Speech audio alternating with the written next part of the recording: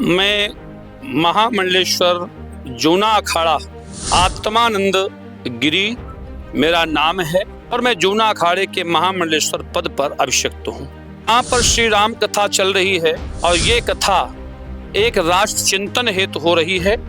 इस कथा का उद्देश्य है वैदिक सनातन धर्मावलंबियों को जगाना, हिंदू समाज को जागृत करना, राष्ट्र के प्रति लोगों के अंदर प्रेम पैदा करना, मानवता के प्रति लोगों को सजग करना, आध्यात्मिक पथ पर लोगों को चलने की प्रेरणा देना।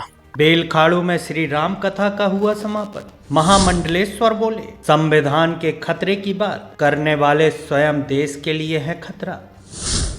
आचार्य धीरेन्द्र शास्त्री जी जो यात्रा निकाले हुए हैं, ये यात्राएं पूरे देश में सभी संत महानुभावों को, सभी कथाकारों को निकालना चाहिए।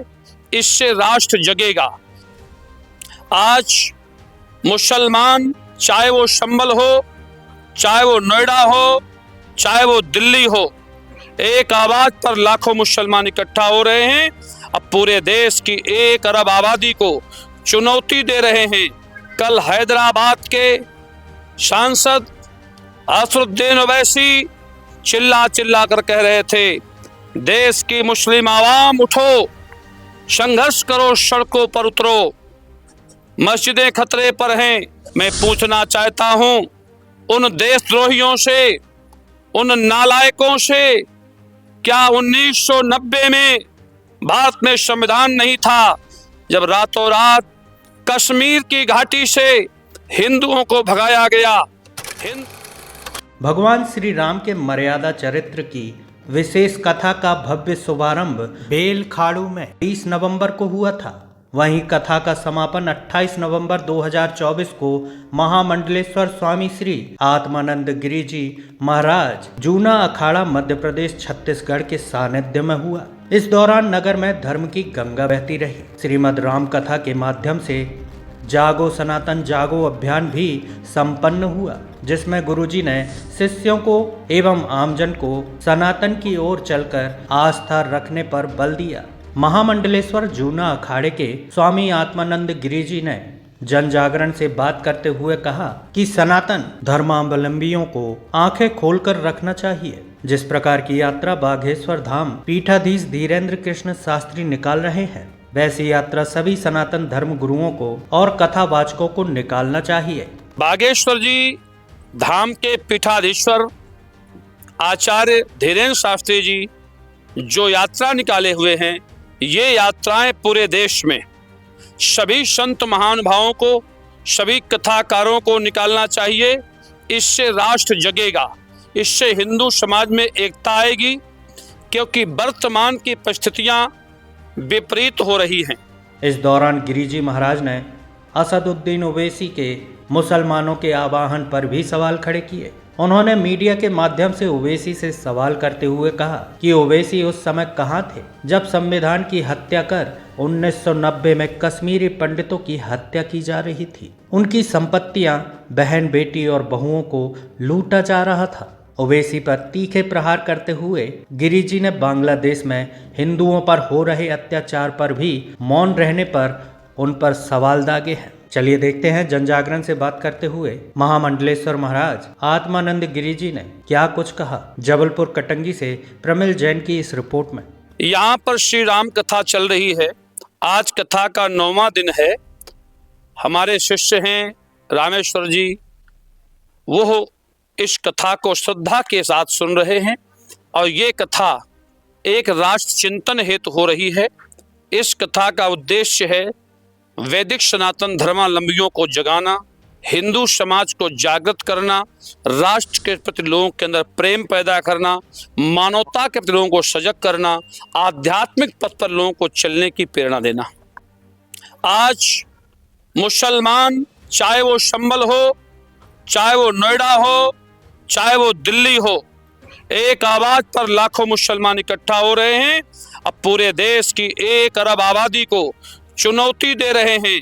कल हैदराबाद के सांसद असदुद्दीन ओवैसी चिल्ला चिल्ला कर कह रहे थे, देश की मुस्लिम आवाम उठो, संघर्ष करो, सड़कों पर उतरो, मस्जिदें खतरे पर हैं।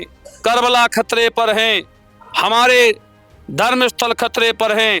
मैं पूछना चाहता हूं उन देशद्रोहियों से, उन नालायकों से, क्या 1990 में भारत में संविधान नहीं था, जब रातों रात कश्मीर की घाटी से हिंदुओं को भगाया गया, हिंदुओं की बेटियां छीन ली गईं, हिंदुओं की पत्नियां छीन ली गईं, हमारे केसर के बाग छीन लिए गए, हमारी संपत्तियां छीन ली गईं और हमें स्टेशनों पर फेंक दिया गया। उस समय भारत का संविधान नहीं था, उस समय कानून नहीं था। आज बार बार नारे लगाए जा रहे हैं भारत का संविधान खतरे में है। क्या 90 में संविधान खतरे में नहीं था, जब हिंदू समाज की बेटियां छीनी जा रही थी, सड़कों पर कत्ल की जा रही थी? आज बांग्लादेश में क्या विश्व क्यों मौन है? बांग्लादेश की आवाम से पूछो, एक एक हिंदुओं की हत्या हो रही है, वहां की सरकार कह रही है हिंदुओं की कत्ल कर दो, और हमारे यहाँ की सरकार अभी भी कह रही है शांति का वातावरण बनाओ। मैं पूछना चाहता हूँ उन ओवैसी बंधुओं से, उस मदनी से, कि आखिर तुम चाहते क्या हो? इस तरह की परिस्थितियों में गृह युद्ध हो जाएगा, अब भारत के अंदर कोई भी घटना हो सकती है। हाँ, वक्फ बोर्ड किसी भी हालत में देश के अंदर स्वीकार नहीं है। ये सनातनियों का देश है, यहाँ सनातन बोर्ड रहेगा। वक्फ बोर्ड का कोई काम नहीं है, क्योंकि भारत के अंदर 1 अरब सनातनी हैं। इस समय सरकार को 3 बिल लाने की तुरंत आवश्यकता है। सबसे पहले देश के मुसलमानों का अल्पसंख्यक दर्जा खत्म कर देना चाहिए, जो आतंकवाद की जड़ है। दूसरा, वक्फ बोर्ड को समाप्त कर देना चाहिए, जहां लव जिहाद के माध्यम से देश के अंदर समस्याएं उत्पन्न की जा रही हैं, जहां आतंकवाद के प्रशिक्षण कराए जा रहे हैं। वक्फ बोर्ड की संपत्ति से केवल दुरुपयोग हो रहा है देश के अंदर। आज मस्जिदों के अंदर हजारों असलहे निकल रहे, शस्त्र निकल रहे।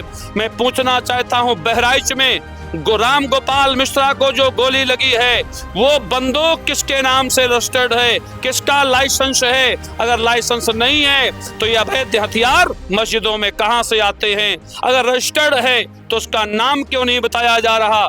हर मस्जिद पर असलहे रखे हैं, चाहे वो जबलपुर हो, चाहे वो जम्मू कश्मीर हो, हर जगह हथियार रखे हुए हैं। मेरे साथियों, वर्तमान में हिंदुओं को जगना चाहिए।